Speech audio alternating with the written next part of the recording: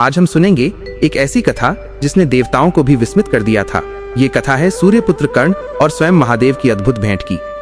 हाँ, वही कर्ण जो जन्म से ही अपराजित योद्धा थे और वही महादेव जिनके त्रिशूल की नोक से संपूर्ण ब्रह्मांड कांप उठता है। पर एक समय ऐसा भी आया जब महादेव का त्रिशूल भी नहीं भेद पाया कर्ण का कवच। क्या थी वो रहस्यमयी घटना? क्यों ली महादेव ने कर्ण की परीक्षा? आइए सुनते हैं इस दिव्य कथा को अंत तक, क्योंकि इसका अंत आपके रोंगटे खड़े कर देगा। कर्ण का जन्म, सूर्य का अंश। कुंती एक दिन अपने युवावस्था में सूर्य देव की आराधना कर रही थीं। उनकी तपस्या से प्रसन्न होकर सूर्य देव उनके समक्ष प्रकट हुए। सूर्य ने कहा, देवी, मैं तुम्हें एक पुत्र प्रदान करूंगा जो मुझ ही के तेज का अंश होगा। और उसी क्षण एक बालक प्रकट हुआ, शरीर पर दिव्य कवच और कुंडल धारण किए हुए। यह थे सूर्यपुत्र कर्ण। वह कवच साधारण नहीं था, वह सूर्य के तेज से निर्मित एक दिव्य आवरण था जिसे कोई भी अस्त्र या शस्त्र भेद नहीं सकता था। दानवीर कर्ण का यश। समय बीता, कर्ण बड़ा हुआ, युद्ध कला में पारंगत हुआ और बना दानवीर कर्ण। कहा जाता है, कर्ण ने अपने जीवन में कभी किसी याचक को निराश नहीं किया, चाहे वो ब्राह्मण हो या शत्रु। जब कोई कुछ मांगता, कर्ण उसे दे देता। उसकी ख्याति स्वर्ग तक पहुंची। देवता कहते, ऐसा दानवीर मनुष्य कभी जन्म नहीं लेगा। महादेव की परीक्षा। लेकिन देवताओं के बीच एक प्रश्न उठा, क्या यह कवच वास्तव में अवध्य है? और तब स्वयं महादेव ने निर्णय लिया, वे कर्ण की परीक्षा लेंगे। एक दिन जब कर्ण ध्यान में बैठा था, तभी एक वृद्ध ब्राह्मण उसके समक्ष आया, घायल, थका हुआ और लहूलुहान। ब्राह्मण बोला, पुत्र, क्या तुम मुझे दान दोगे? कर्ण ने कहा, हे ब्राह्मण, मांगो, क्या चाहिए? ब्राह्मण बोला, मुझे तुम्हारा कवच और कुंडल चाहिए। एक पल के लिए चारों दिशाएं मौन हो गईं। ये दान कोई साधारण नहीं था, ये तो उसके जीवन का सुरक्षा कवच था जो उसकी जन्म से ही पहचान था।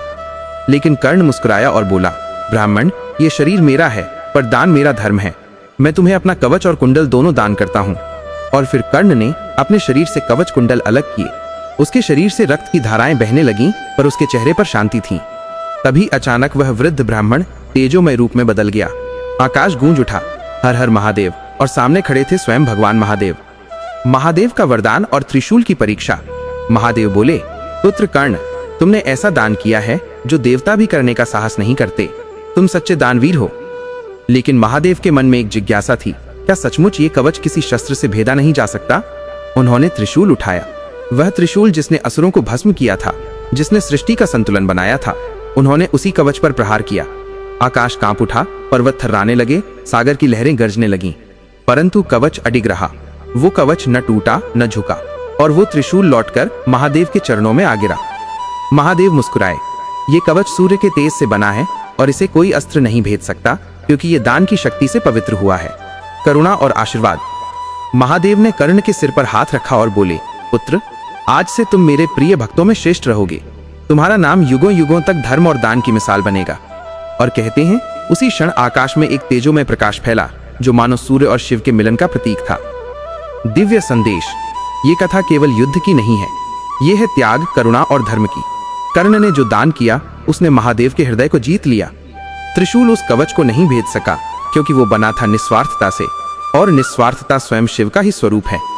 कर्ण का नाम आज भी लिया जाता है तो सूर्य देव के तेज की तरह हमारे भीतर प्रेरणा जगाता है। याद रखिए, जब मन में अहंकार न हो और हृदय में करुणा हो, तब स्वयं महादेव भी झुक जाते हैं भक्त के आगे। अगर आपको ये कथा प्रेरणादायक लगी तो इस वीडियो को लाइक करें, कमेंट में लिखें हर हर महादेव और हमारे चैनल आध्यात्मिक प्रेरणा को सब्सक्राइब करें।